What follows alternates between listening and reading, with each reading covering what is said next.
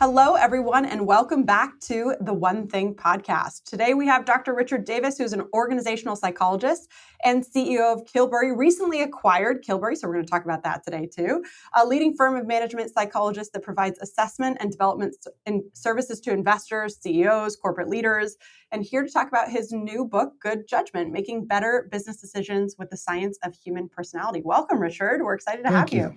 Thank you. Great to be here. Well, I joked with you before we even started. I was like, after this, we're going to need a full assessment. As someone who is the foremost expert on personalities, I'm going to need a full assessment of Chris and I when this is over.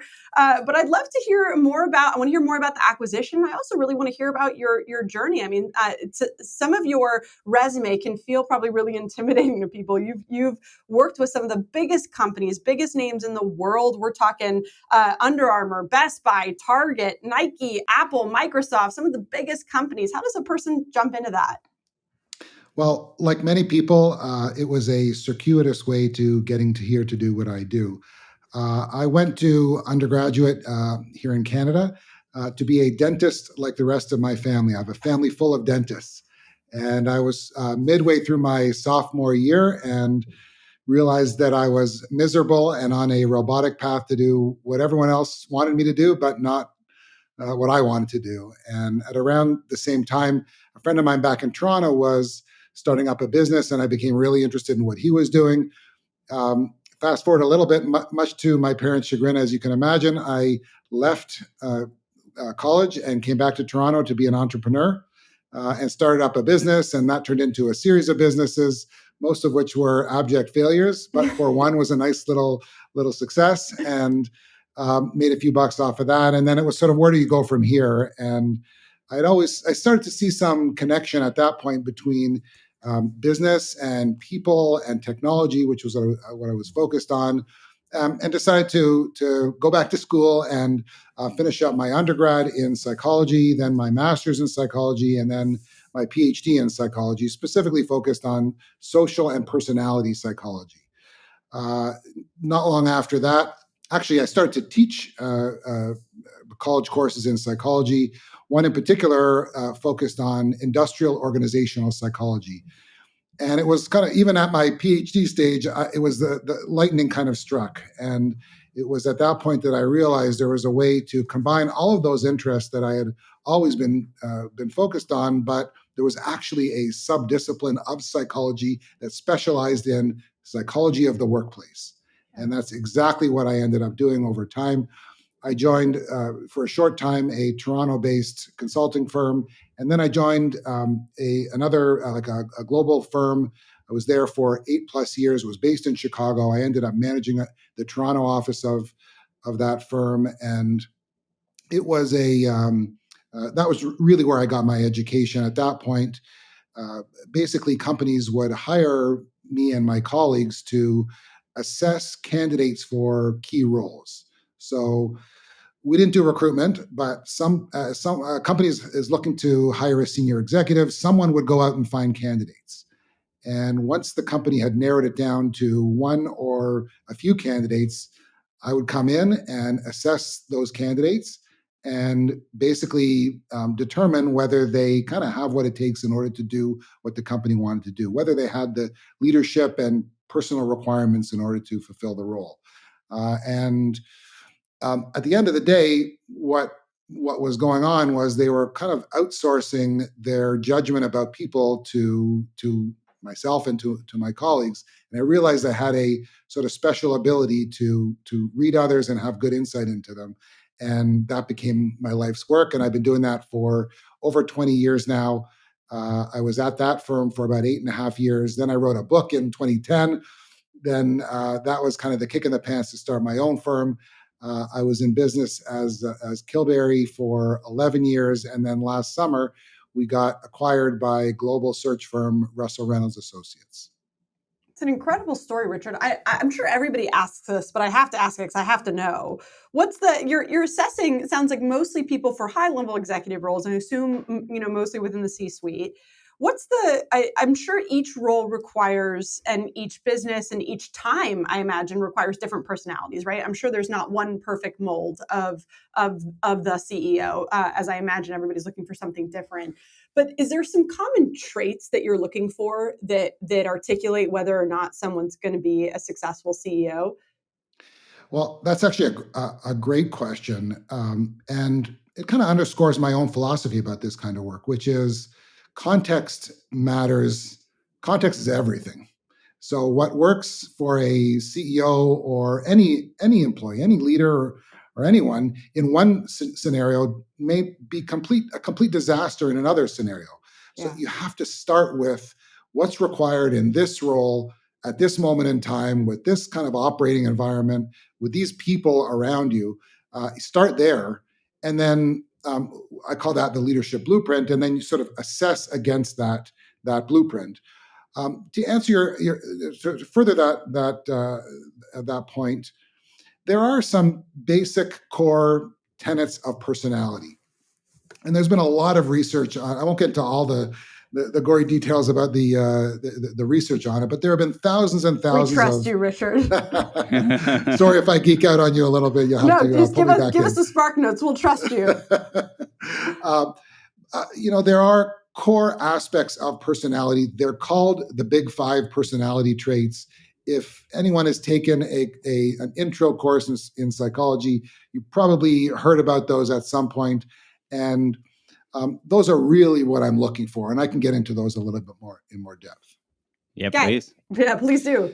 Okay, so basically, the big five are the big five personality traits are as follows. Actually, the acronym is OCEAN: openness to experience, conscientiousness, extroversion, agreeableness, and the best one of all, neuroticism. Now, these all sound like Sigmund Freud kind of terms, and in fact, because of that, they're not as usable in everyday life. I mean, who really wants to go around calling someone else neurotic? That's just not appropriate. At the same time, neuroticism is a real thing, and it's been studied thousands and thousands and thousands of peer-reviewed papers. So what I did was take those big five, and I kind of created a more updated version of those big five. I call it the personality blueprint. And that's actually what I use in order to assess people. And in fact, my own perspective on all of this is when you're meeting someone new, whether it's someone you want to hire or someone you want to date or someone you want to, I don't know, hire a nanny or something like that, when you're meeting with them, you're inundated with data about them, inundated by information. It's too much data. And so it's almost like you're trying to imagine carrying, you have a pile of papers. If you try to kind of pick them up like this, all in your arms, it's very difficult to carry them and make sense of them. It's much easier to put them in boxes and to kind of categorize them as well, and then carry the boxes. So the personality blueprint that I'm introducing in the book, and really how I do all of my work, is to figuratively imagine that you have 5 boxes in front of you. Okay? When you're meeting someone new, 5 boxes in front of you. And you can even do this right now as you're speaking with me. I do it all the time to everyone else. I probably started with you as well. Say, are you doing it to us right now, Richard? Absolutely. Difficult one to turn off. But you have 5 boxes in front of you. The first one, label it intellect. And this is about how the person thinks. And not just how smart they are, but how linear or logical are they? Are they big thinking and global, or are they kind of more local and surface level, kind of concrete? Are they philosophical? Are they analytical? Do they use data to make decisions? Those kinds of things. That's in the intellect box. The second box is sociability, and that's really about how they engage with other people. So the idea is you should be paying attention anytime you're seeing information about how they engage with you. And that means communication style. Are they articulate? Are they sort of beer and wings kind of communication style? Are they sophisticated in their demeanor? Are they outgoing? That's kind of the common one. Are they outgoing or shy? Do they shrink in their seat, or are they sort of chest out and wanting to meet everyone, very loud and gregarious? Any kind of information about how they engage with other people, their sociability, you put into that box. The third box is emotionality, and that's about how they express their feelings, essentially. And that can be how are they calm and even keeled? Do they wear their heart on their sleeve? And also extends to things like are they resilient and what happens to them when they're faced with challenge as well. But this sort of how they express their emotions is a very important piece of information about them. So you put that into that box. The fourth box is about drive, and that's really what makes them do what they do. It's the motivating factors. Are they motivated by money? Are they motivated by community? Or do they love technology and want to see the next big thing? Are they motivated by faith? Those are the kinds of things that you put into that box, the drive box. And then last is diligence, and that's about how they get things done or how they approach work. Are they structured and disciplined and detail focused? And are they always on time to meetings? Those kinds of things. Or are they spontaneous? Are they more focused on sort of the overall picture rather than the details? Are they sometimes kind of late? They don't really care about the timing. It's more about getting to the content, that sort of thing. So armed with those 5 boxes, intellect, sociability, emotionality, drive, and diligence, you'll be much more able to understand someone at a deeper level and then make better decisions as a result. Yeah. If you had to say for key leadership positions, is there one of these areas you find to be deficient more often than others? Well, it's interesting. Sometimes what got you here won't get you there. So Right. what I do find is in earlier stage careers, sometimes people rely on their conscientiousness, on their diligence, on being really structured and on the ball and know their brief, know their stuff.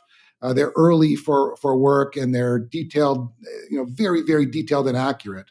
But the further you go up in the chain, they actually start to delegate some of that out. And sometimes I see people who actually index much more on the strategic versus the tactical is kind of what I'm trying to say. How much do you feel like people have over the arc of their career, their ability to develop these areas versus it's innate in you? Well, it's a couple of things. One, personality changes, but it doesn't change that much. It's kind of a way to think about it. Who we are at our core, we can kind of change around the edges, but most likely, if you were sort of shy and introverted back in high school, you can learn capabilities, you can learn skills to sort of address some of that shyness if that's what you want to do. But most likely at your core, you're probably more of an introverted person. Of course, that extends to all kinds of other aspects of personality. So, there is some evidence that over the arc of our lives, we do change, but it's within a certain few degrees of freedom is kind of the idea. The other thing I would mention is it is about the personality of the individual. But what I also think is hugely important, and this is the basis of the new book, is the ability to read others' personalities. That this is a real skill in itself. It's a real ability. I call it in the book perceptivity. And it's really been the basis of my career, right? People sort of outsource that perceptivity to me. It's also something I've seen in the most successful people that I've worked with or known in my life. That they just seem to have an ability to have insight into other people. They kind of get people and what makes them tick. And I think it's hugely, hugely important. And thankfully, it is a skill that you can learn. You can get better at reading other people, enhance your perceptivity. And the opposite is true as well. I kind of fear for different reasons that we're kind of losing that human capability to do it as well. Well, I think it's really easy to lie now, right, Richard? I think in the world of social media and in the world of I can portray myself one way and really be a different way. I think it's fairly simple to show up as somebody maybe other than you are. Is that part of what you see?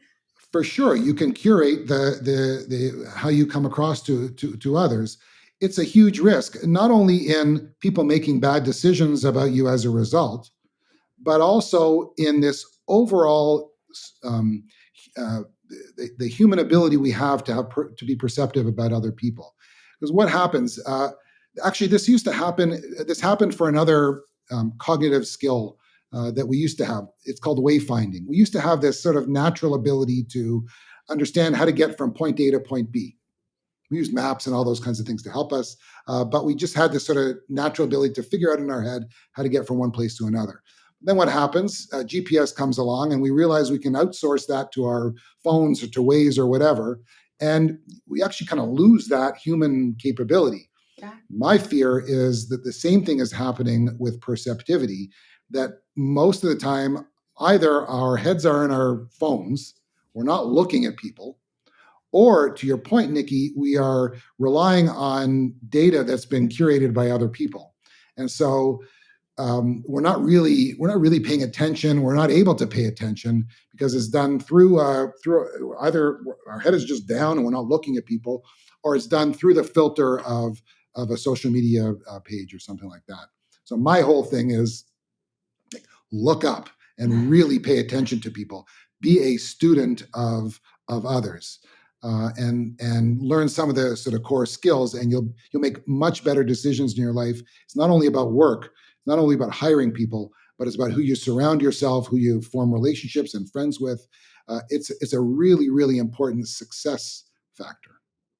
As someone who could get lost on a circular track, I very much resonate with your example just now. I'd be curious to know, Richard, is it I find that some of the challenge could be that people can perceive a personality on the other side, and perhaps some of it is that they just don't know what to do with that perception. Yeah. Is that some of what you see? Like you can assess someone, but what do I do about it, or what do I do if I'm not in power in a work environment around that person? Okay, great points. Look, with respect to understanding personality, it's true that a lot of us think that we're generally pretty good at picking up the personality of others. When you actually peel it back, there are more errors that happen in that than people actually think. We're not on the whole. You all may be great, but on the whole, we actually um, over we overvalue our insight into other people. We're not as good as we actually think we are. We make a lot of errors. There are all kinds of reasons for that. We have these things called cognitive biases, which are sort of shortcuts in understanding other people. For example, the halo effect. If you see someone who is attractive, for example, we naturally believe that they're smarter. They're smart as well. The two kind of go hand in hand when they can be completely different. There are all kinds of other cognitive biases that we engage in. How So much? one, I would sort of question or second guess or think about how accurate is our read of others. Sorry, Chris. Oh, I was just gonna say, how much is the shift towards a more of a virtual workplace and world influence that, right? Like not being able to be in the same room with somebody to dial in your perceptivity. It's like a It's whole different so lens. critical.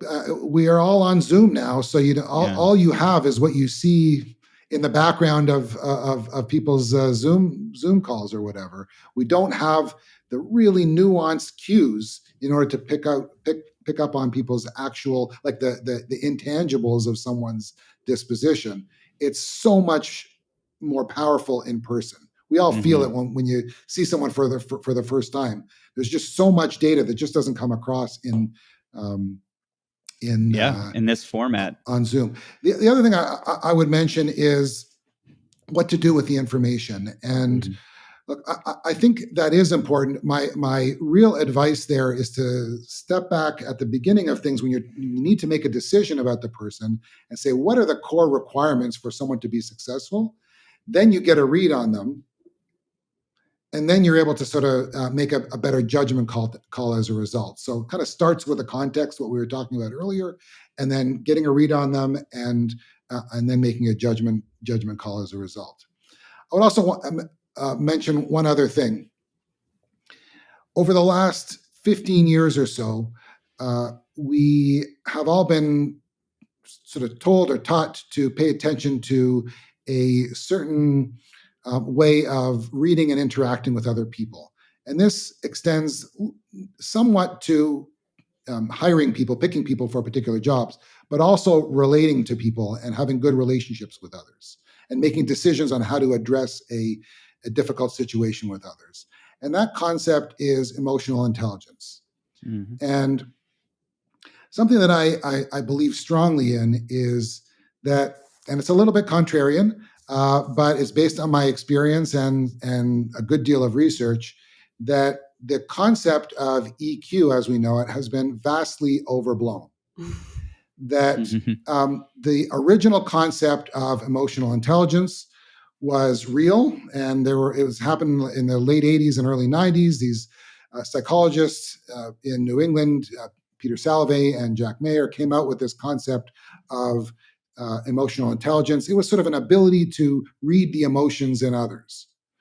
And then not long after that, a big book was written about emotional intelligence. It ended up Daniel Goleman wrote it, and it was a huge hit. It was on the cover of Time magazine as like the next the biggest thing since sliced bread. It was a huge important thing, and over the course of 15 or so years, we came to understand emotional intelligence as something that's sort of critical in understanding and dealing with people. Fact of the matter is, Goleman changed that concept to mean something different than originally what it was, and it's now become like a disposition. Sort of like people talk about having empathy or being good socially as being emotionally intelligent. That's not really what it was. What it was about. Believe me, I'm all for empathy. It's a very important thing, but it's not EQ. Empathy is not EQ. And the last thing I would mention about this is with respect to dealing with other people, relationship issues, personality issues, and making decisions. It is no doubt helpful for me to understand if you are angry, but it's much more powerful for me to understand that you are an angry person. So emotions are fleeting, whereas personality is more permanent. So, really pay attention to people's disposition, their personality, and that will lead to better decisions about them, whether it's hiring decisions or dealing with them on a daily basis. I love that you pointed that out because I do think I hear the concept of emotional intelligence, especially in the world of business growth and with entrepreneurs. And I do think in a way it's been weaponized a little bit in that someone can be accused of not having emotional intelligence if they hold really high standards. Which it's like, no, you can feel your feelings, but you still have to show up to work and do the job I've asked you to do. Exactly right. There's what I call the emotional intelligence industrial complex. It's become sort of there's a whole industry around this, training and emotional EQ coaches and so on. Like I said, and like we were just saying, it is important. There's no doubt that it's helpful to be able to read others' emotions and even sort of regulate your own emotions. This is an important thing, but it's not the be all and end all, and it's much more powerful to understand personality. Is kind of what I'm saying. So then in your definition of being emotionally intelligent is being able to see through just the shorter term kind of behaviors and look deeper at the traits of a person that would then trend longer term on what you could expect and how they'll show up. That's perceptivity, what you just described. Okay. Absolutely. And that is what I believe is hugely important and really is a path to success, both on a personal level and at work. Mm. Richard, I'd love for you to go back. I want to take us to something that you said early in the podcast, and I'm going to take us a little off this talk track, but I think is really important. You and I both have had the commonality. We both just recently sold our companies, or rather, our companies were acquired. So we're still in them. It sounds like you are, right? And so am I.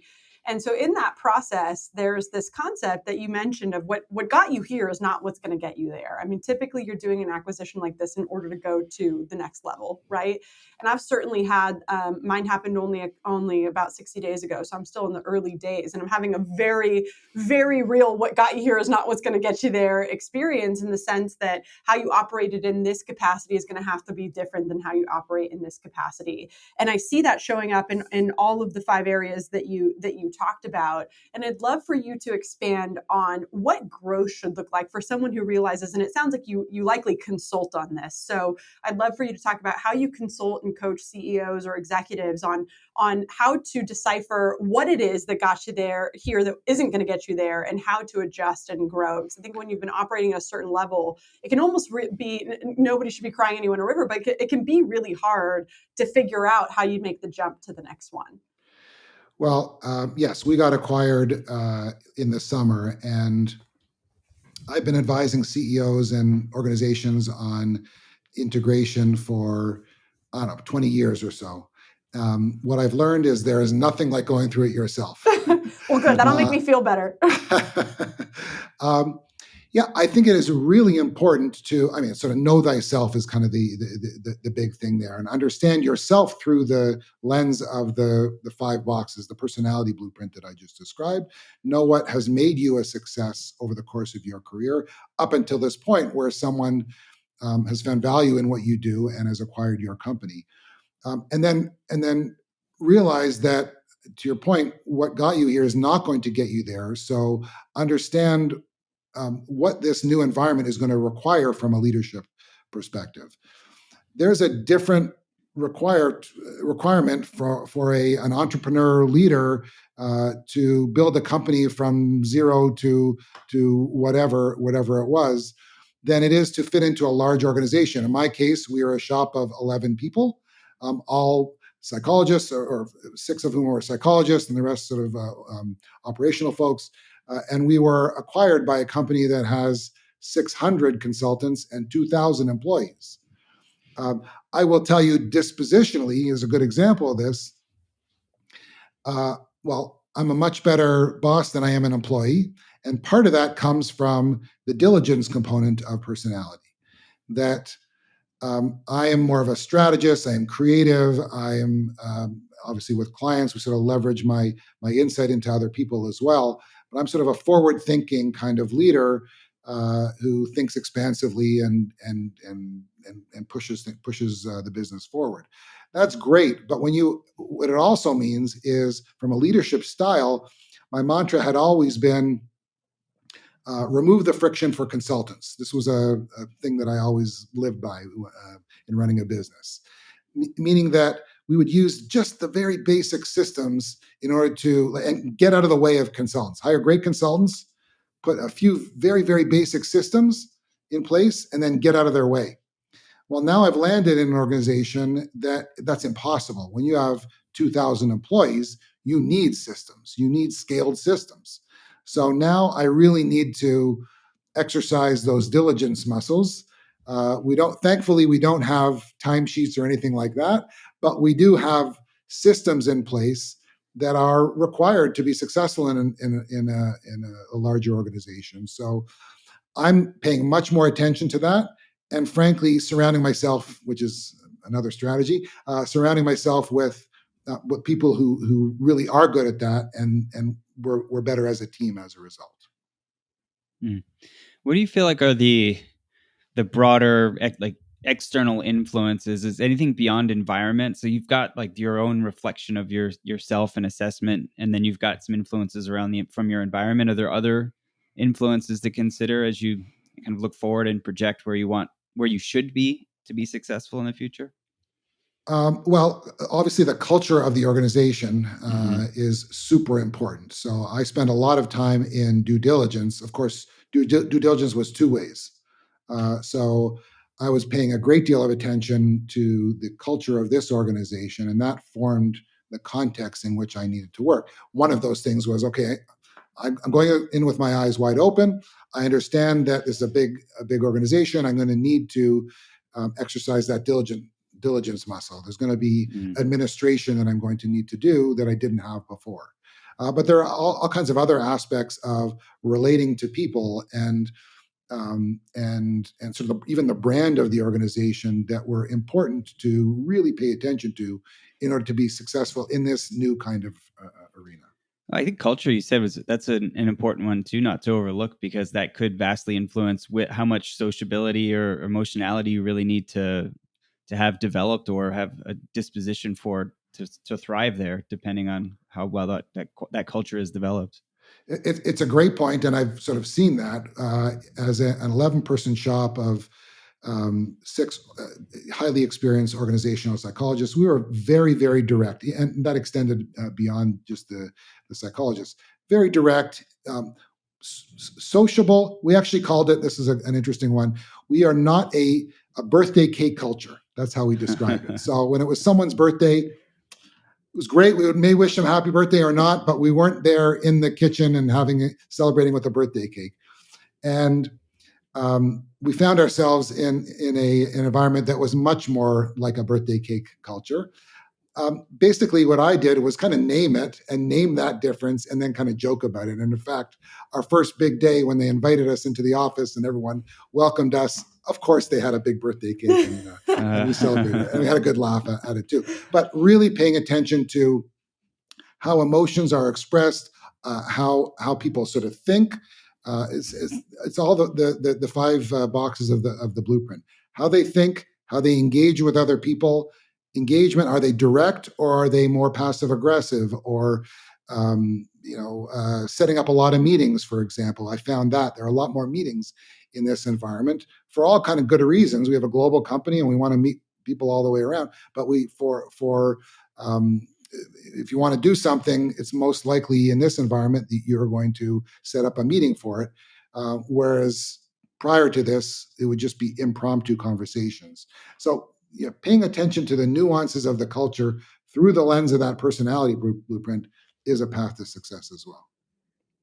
Richard, I'd love to know, one of the things that you do is consult with companies to help get clarity on who it is that they need, it sounds like, right? So if you're looking to hire a new CEO, which is obviously a huge point of pain, I think, for any level of company, we have the privilege inside the One Thing of consulting large companies, consulting startups, and as an entrepreneur myself, and who has friends that run an array of sizes of companies.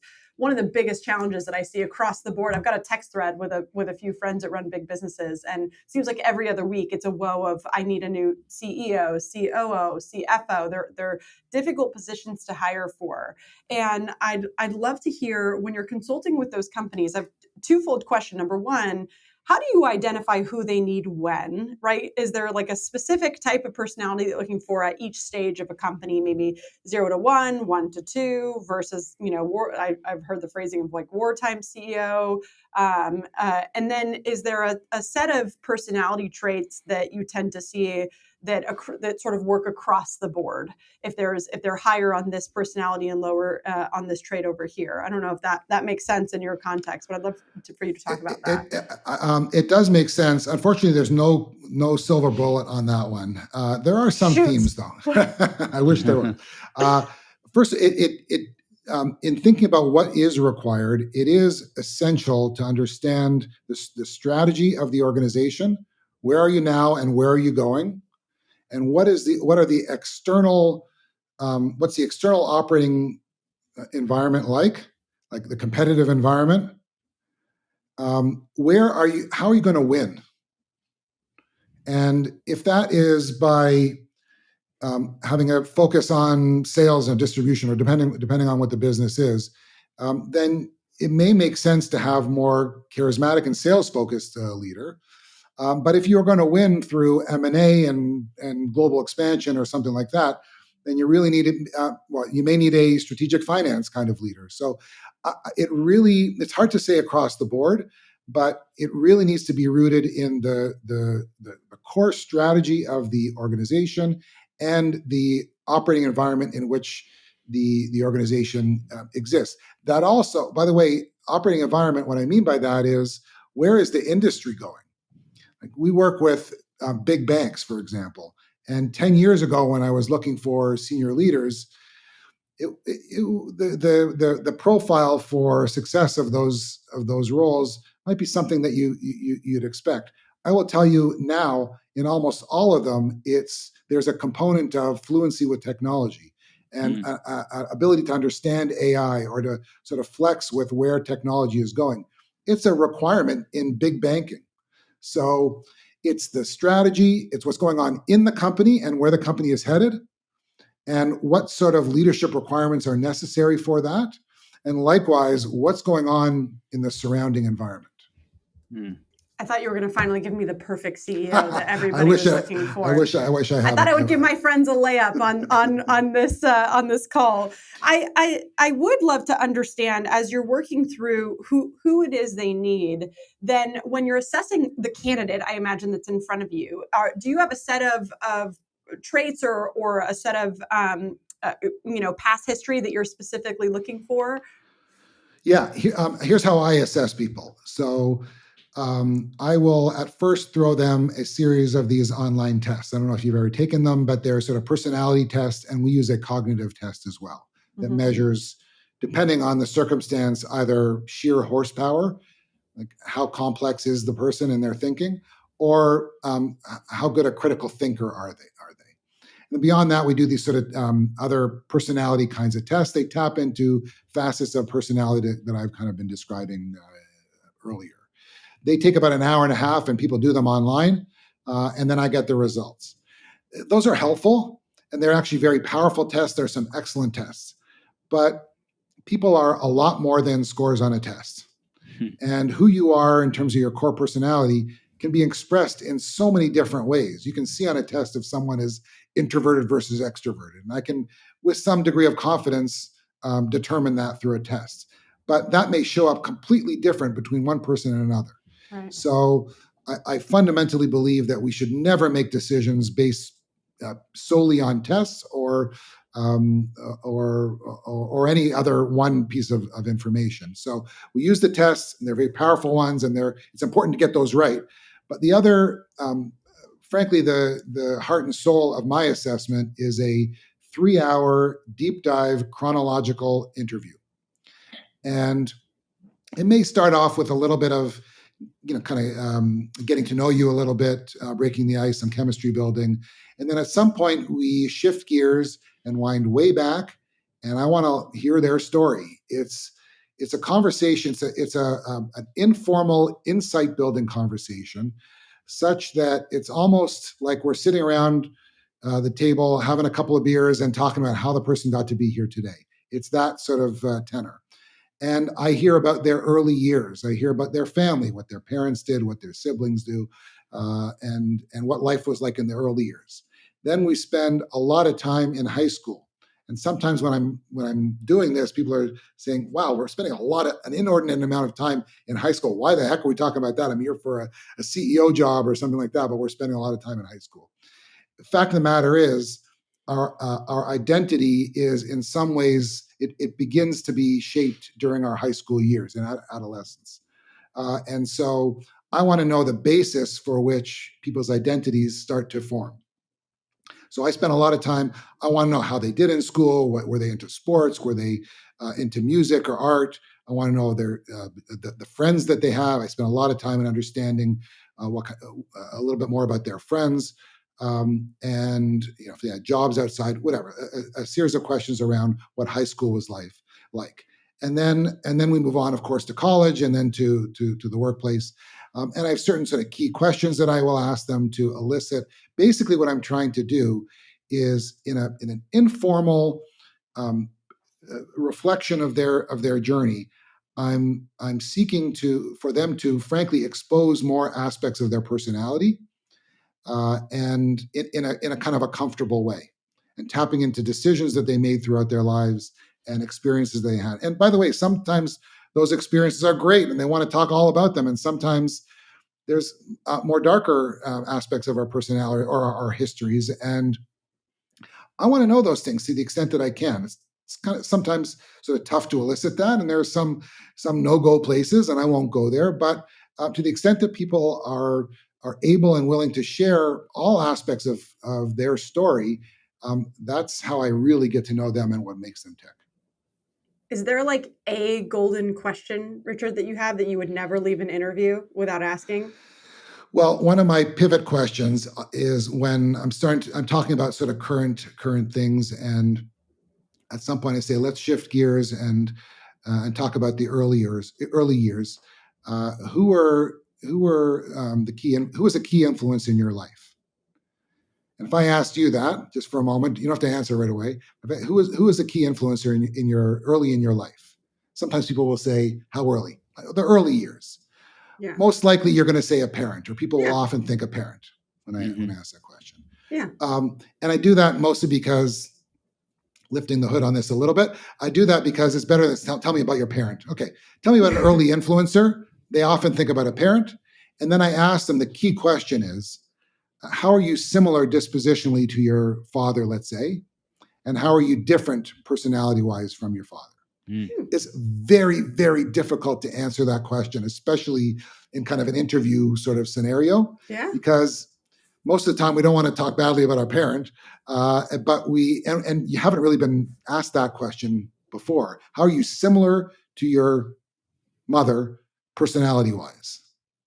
Mm. And then how are you different from your mom dispositionally? It's interesting just on this side, like trying to process through how would I respond to that. It's a good question. And most people have never been asked that question.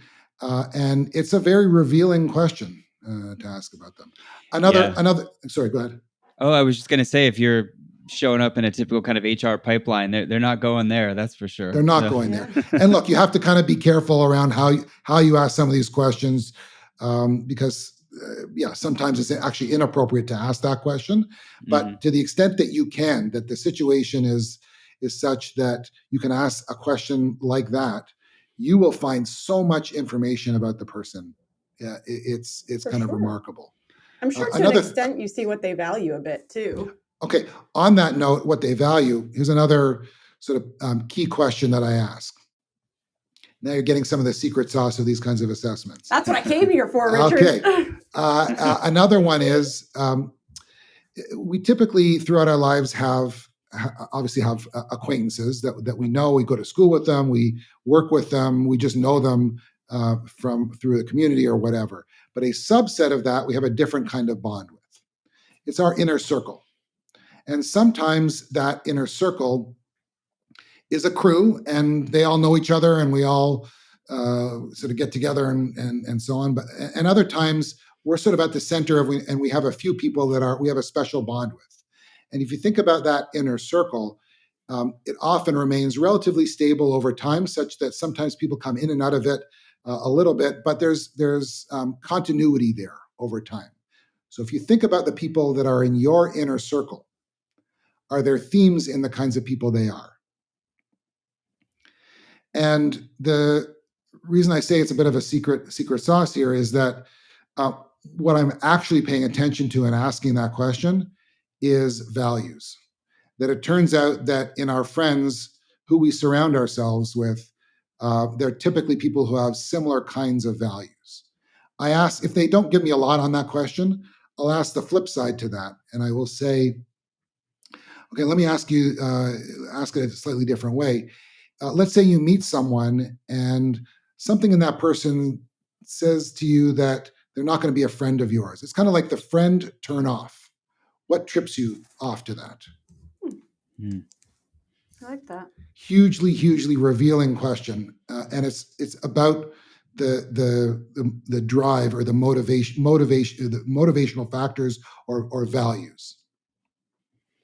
Yeah, we spend a lot of time with values in our organization, and it's a big piece of what we do from a self-reflection, alignment with goals kind of perspective, but also, and I like where you're coming from with it, look to your inner circle, the people you spend the most time with, and you can almost reflect what values you have from them. and Exactly. commonalities.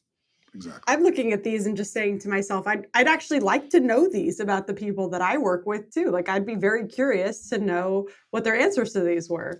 I'm hoping you ask them. I'm going to. Thank you for that. Well, Richard, we've gotten so much out of today, and yet I bet that you still have more. We always, at the end of these podcasts, always ask, what's the one thing that you would want listeners to take away from this conversation?